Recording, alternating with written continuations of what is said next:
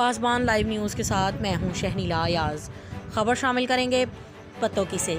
Tehsil press club union of journalist Pattoki کی تقریب حلف برداری آج دفتر تحصیل پریس کلب پتوکی منعقد ہوئی۔ اس شاندار تقریب کے مہمان خصوصی چودھری عنایت اظہر، صدر پاکستان کسان اتحاد، سرپرست تحصیل پریس کلب پتوکی، صدر human rights Lahore division, member anti narcotics تھے۔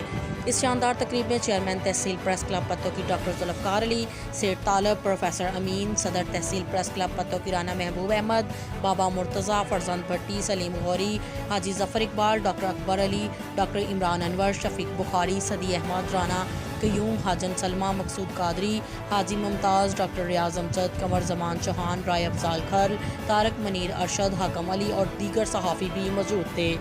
چیئرمین تحصیل press club Pattoki doctor Zulfiqar Ali نے تمام ارکان سے حلف لیا اور اپنے خطاب میں کہا کہ ہم جھوٹی صحافت پر یقین نہیں رکھتے، ہم نے ہمیشہ سچ کا ساتھ دیا ہے اور غریب اور کمزور کا ہمیشہ ساتھ دیں گے۔ اس موقع پر مٹھائی تقسیم کی گئی اور بعد میں چودھری عنایت اظہر، چودھری عظمت علی، سیٹھ سلیم نے تحصیل پریس کلب پتوکی کے صحافیوں کے اعزاز میں لنچ دیا۔ تقریب کے اختتام میں سب نے دعا کی۔